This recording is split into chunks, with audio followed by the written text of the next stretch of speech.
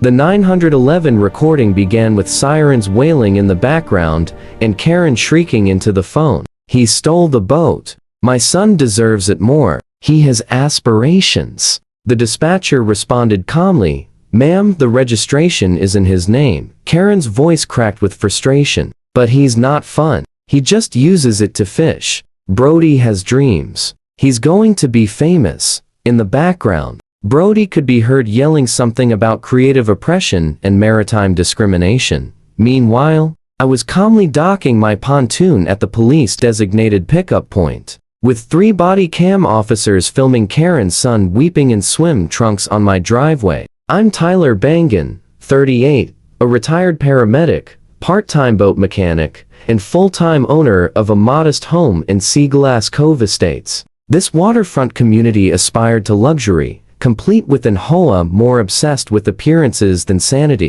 It was the kind of place where lawn height was measured with rulers and mailbox colors required committee approval. Every house looked like it had been designed by the same architect suffering from a beige fever dream, complete with mandated coastal charm shutters that had never faced a hurricane.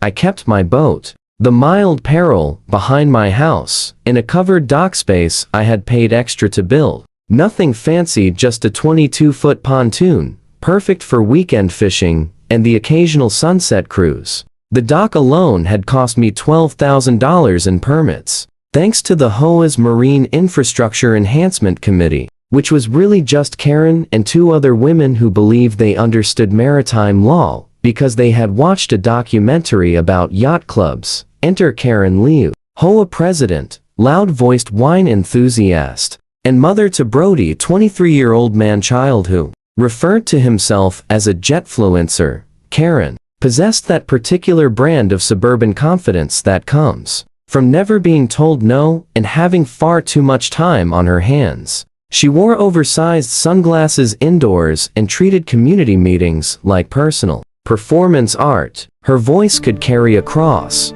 3 lots when she grew excited about property values or community standards.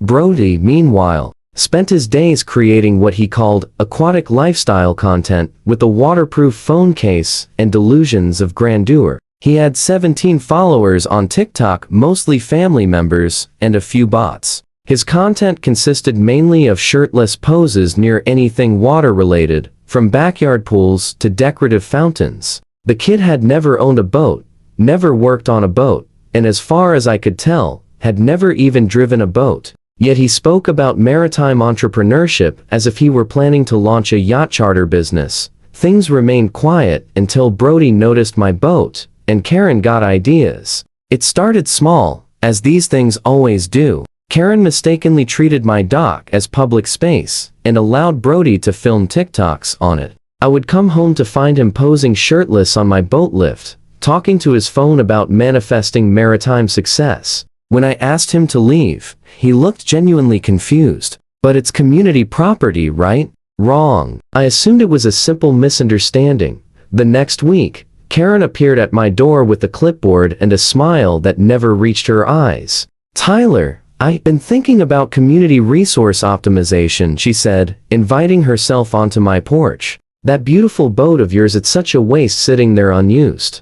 I pointed out that I used it every weekend. "Yes, but think about the potential," she continued. "Brody could create content that showcases our community's lifestyle amenities. It's marketing." I told her no. She left, but not before measuring my dock with the tape measure and muttering about underutilized assets. The following Tuesday, I received a formal HOA notice regarding watercraft maintenance standards and proper marine equipment utilization. Apparently, my boat was not being used in accordance with community wellness initiatives. Then Karen emailed me, claiming I was underutilizing valuable marine assets and suggesting I consider community sharing opportunities. The email was 3 paragraphs of corporate speak that essentially boiled down to, "My son, use your boat."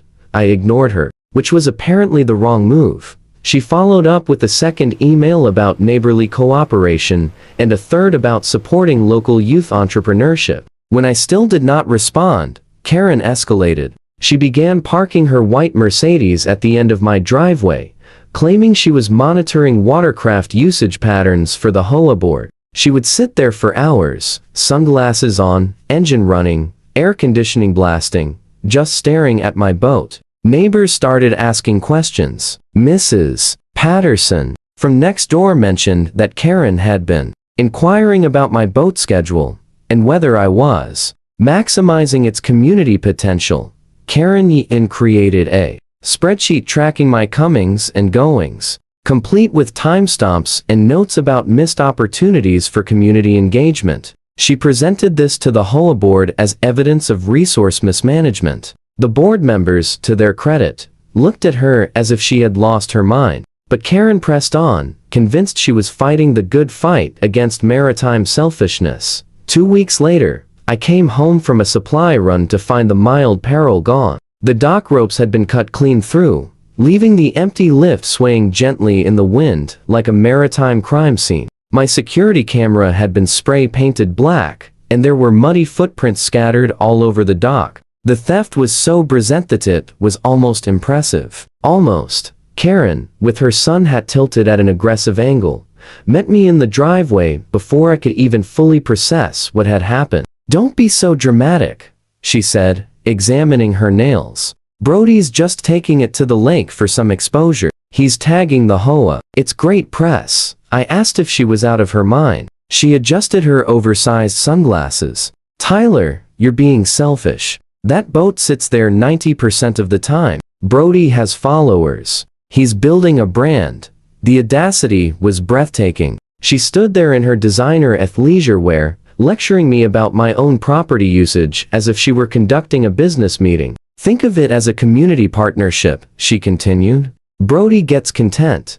The HOA gets exposure, and you get to support local youth initiatives. Everybody wins."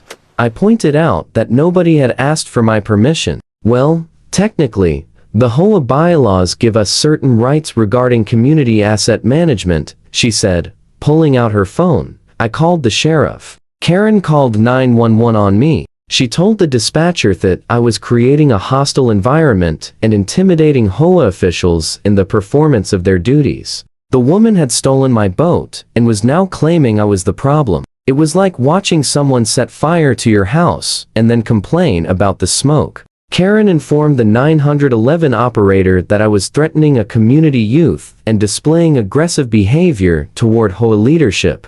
When the deputies arrived 20 minutes later, Brody was doing donuts on the water while blasting electronic dance music and filming a boat tour. He had taped over my boat's name with the words "Brody Yacht Life" in gold letters. The kid was wearing a captain's hat he had clearly bought that morning, complete with the price tag still attached. One deputy asked, "Do you have registration?" I did. I had everything: registration, insurance, receipts, and photos of the cut dock lines. The deputy examined the paperwork while Karen hovered behind him, explaining how community assets should serve community needs and how I was standing in the way of progress. The officer's expression grew increasingly skeptical. With each word that came out of her mouth, Karen tried claiming HOA asset reallocation rights and insisted the boat was technically community property since it was visible from common areas. She had apparently spent the morning Googling legal terms and thought she could lawyer her way out of grand theft.